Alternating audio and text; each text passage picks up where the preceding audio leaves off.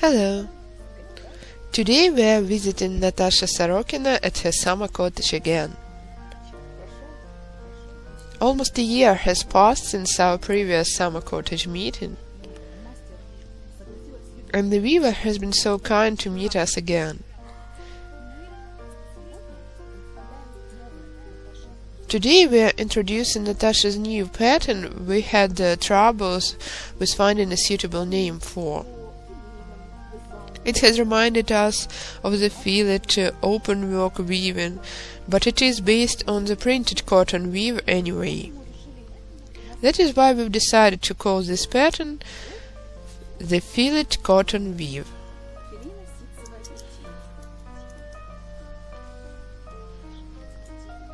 This kind of weaving, despite its simple name, fillet-cotton, has unlimited opportunities of creating different varieties.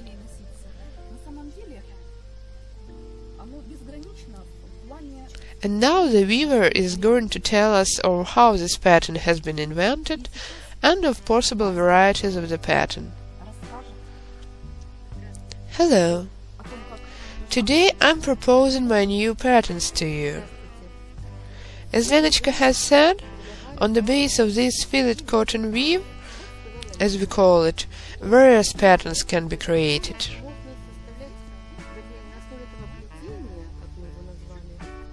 And there are unlimited varieties of them. I propose you to see some of them. At first I was starting with such a simple pattern, rhombuses.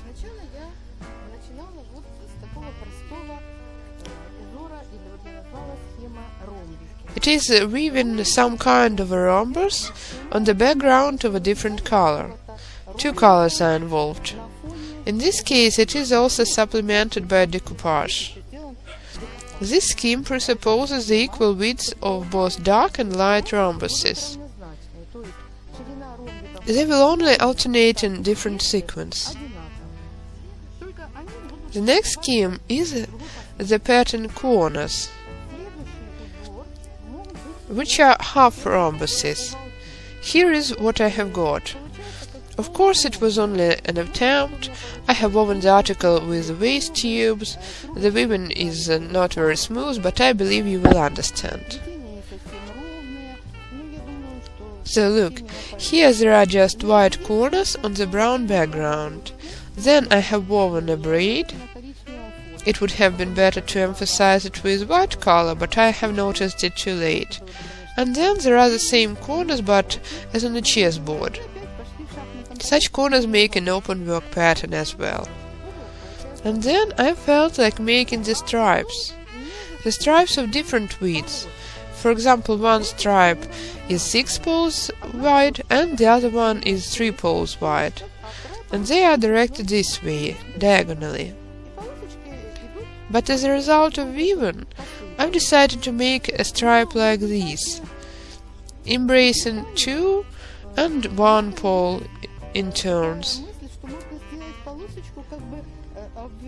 I mean not grabbing 3 and 4 poles like here, but 2 and 1 pole instead. As a result, I have got such an interesting stripe that I like even more. And one more pattern I've decided to diversify. I have made the stripes directed toward each other. Of course, everybody knows that one can do it with using the technique of a regular rope instead of cotton weave, but it would have covered everything, while here we get such fragments, and such a contrast braid makes the article look open work.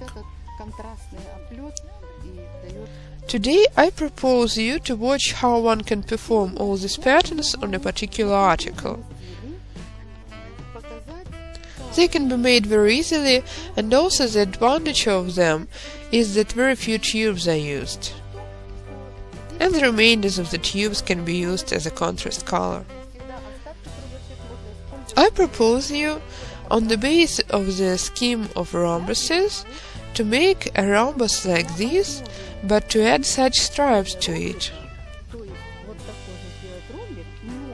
Let's look how to do it in a specific article. So I propose you to weave a small oval candy box with the pattern rhombuses with braids. I have prepared the workpiece already. Here there are 34 poles. Look, I will write it down. 34. Now what to stick where and what to start from. If you follow the scheme I propose, rhombuses, then the repeated motif consists of 10 poles. Look, 8 poles of one color and 2 poles of a different color. 10 in total. If I weave them like this, there will be enough space for 3 motifs and there will be still 4 poles left. But I propose you to fill this gap with the braiding that consists of 2 poles from this side and 2 poles from this side. And in this case our motif will consist of 14 poles. We have 34 of them. One motif is 14, 2 motifs are 28. 34 minus 28 is 6 poles unengaged. Because we have 2 motifs, we divide these 6 poles in 2 motifs, and we see that I have to add 3 poles to each motif. It is up to you. I could add 1 pole here and 2 poles here to get a wider contrast rhombus and a wider rhombus of a different color. But I add all the 3 poles here. As a result, I will get 2 poles of the motif of a contrast rhombus, 2 poles of the braiding from each side, and here I will get 11 poles. As a result, I get 17 poles engaged in one motif. 2 motifs are 34 poles. Maybe it will seem too complicated to some of you, but believe me that there is nothing difficult about it. You can think everything over beforehand and make the required number of the poles. But I have just put the poles every other 1.5 centimeters. It has been convenient for me, but you can always either adjust the number of the poles to the patterns or vice versa.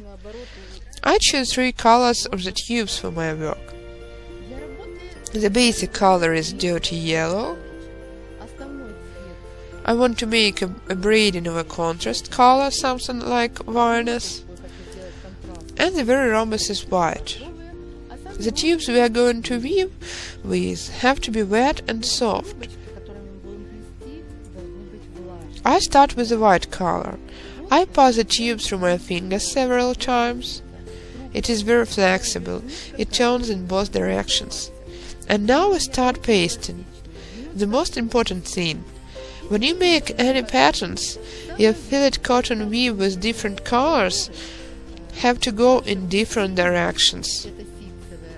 You have to remember it very well, not in one direction, but in different directions. I mean, if I start weaving with the white color to the right, then the neighboring yellow color has to go to the left.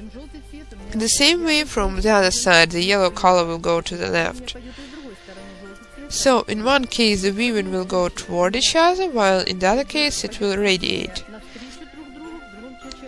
Here are the 2 central poles. Here there will be a white rhombus. That is why we take the tube, lead it. I'm going to weave with the white color to the right, so I lead it behind the pole this way. Then drop glue onto the pole and a little bit onto the very tube. Then embrace the pole with this short tip and press on top once again, this way. And lead the tube behind the next pole. That is all. We have added the first working tube. So we don't have to lengthen anything, just fix the tube this way so far. It will go to the right. It means that the yellow tubes will go to the left. Look, 2 following poles will be engaged in the braiding, and then the 11 poles. I passed 2 poles, and now I have to fix the yellow tube to this pole in the same way, but in the opposite direction. I soften it in my fingers again very carefully, and this way we lead it behind the pole. This way. Again here a little bit of glue, and some glue on the tube.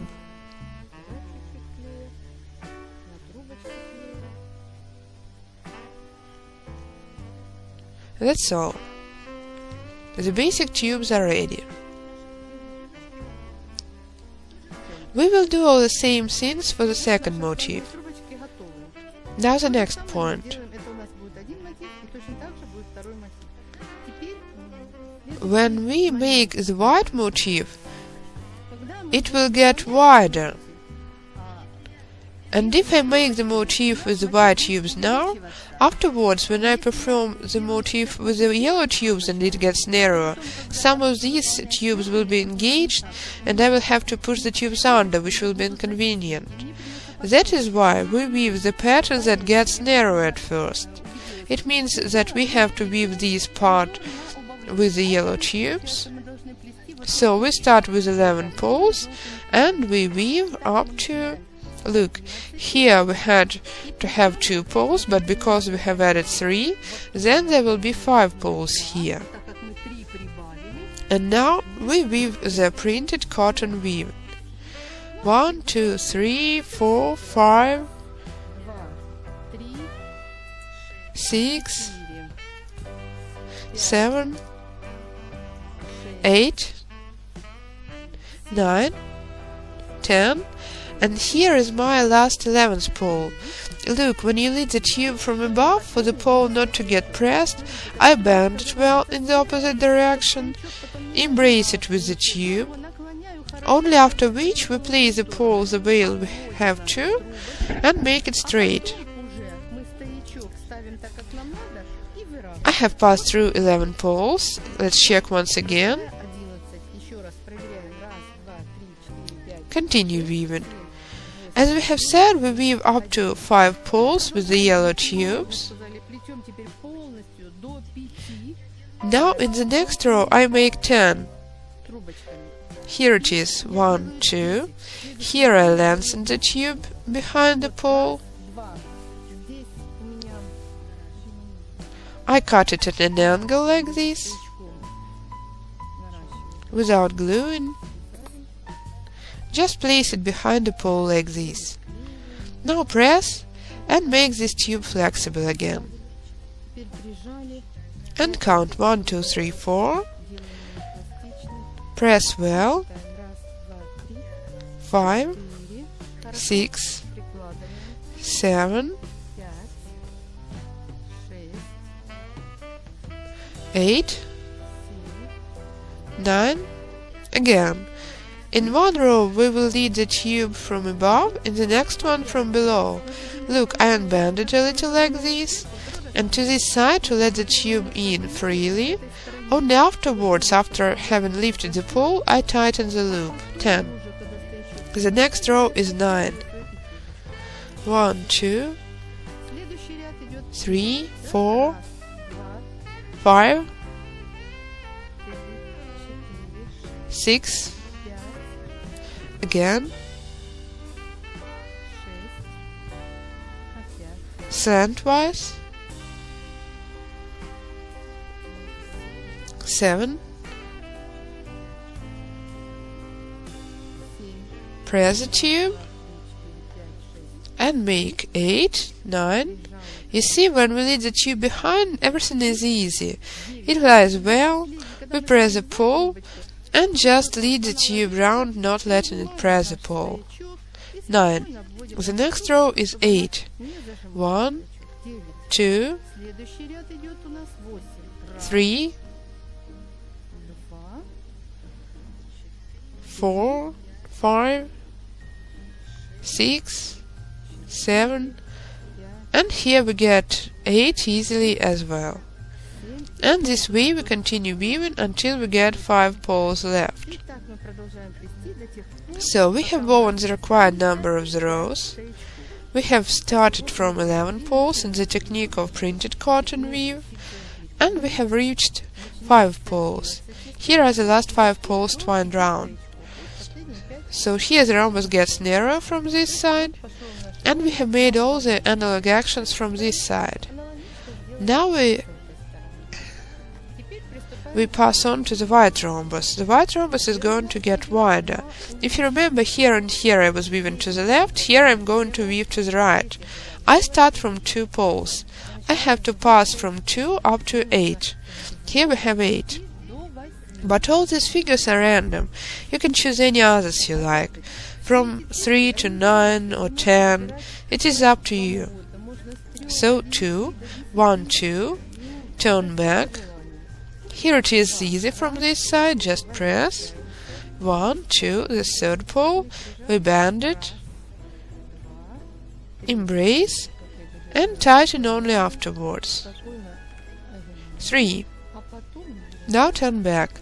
1, 2, 3.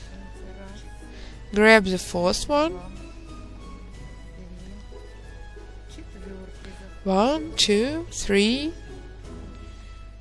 4, 5. It is what I have asked you to pay attention to. In the next row, when turning back to this side, I will grab the pole embraced with the yellow tube.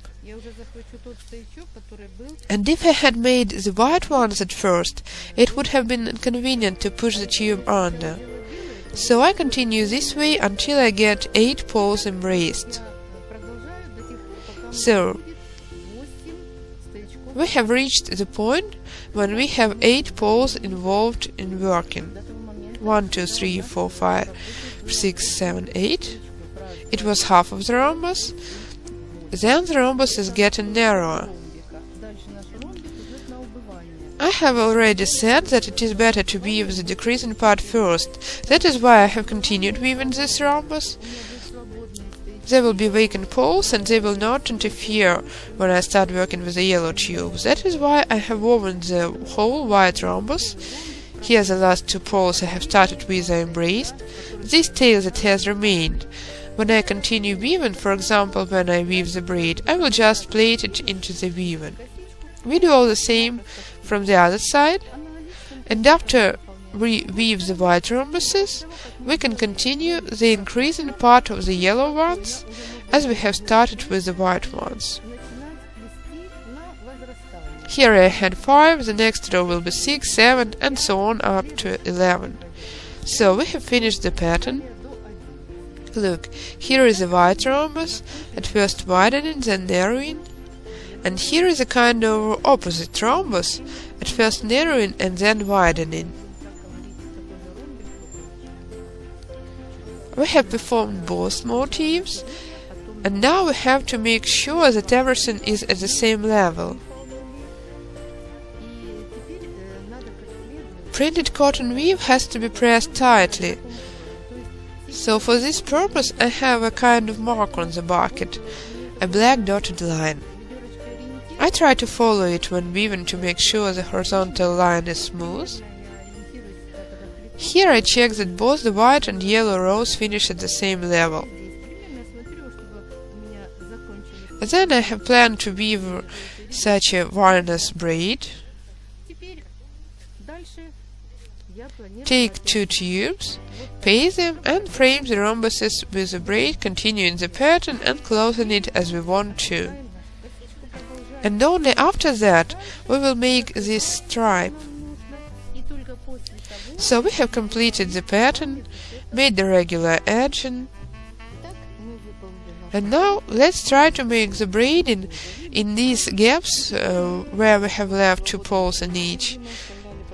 Stick the tube in the same way as I have shown, but this time I have pasted it with dragon glue. I have been asked about it many times. Here is this polymeric universal transparent glue dragon. It sets very fast. It is convenient for making the bottoms and fixing the tubes. And now we start just making a feather stitch. We have fixed the tube. Embrace the next one toward inside. On a ready article you can pull it well. And round the same tube, lead it toward the front side again. Kind of embrace one pole. Pass on to the next one, downwards again. Pull well. It is not going to slide anyway. The tubes are wet, so they are not going to break. And lead outside. Here are the stitches. The poles are not perfect, but it is because we are hurrying. This pole is the last one, so here I just turn back, making a kind of tick. And now in the opposite order.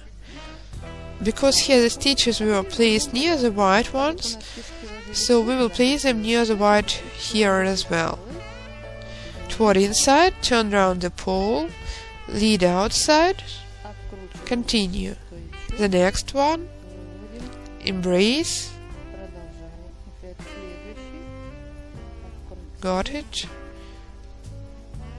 lead outside. Now look, we have 1, 2, 3 stitches here. It means that we place the last third stitch right here.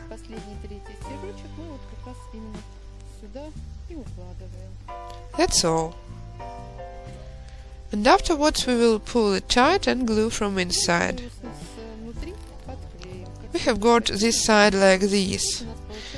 It was convenient for me to weave it from myself. I can turn the article and make all the same from this side. And we do it around 2 rhombuses from the top and from the bottom. So we have almost completed the article. The only things left are to prime and to varnish.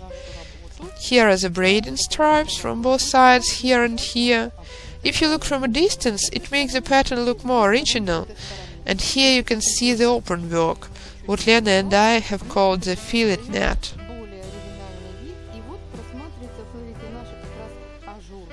If you compare these two, in my opinion, this one looks more interesting thanks to this edging. And in general, when we make this braiding, it puts all the rest of the tubes into their places.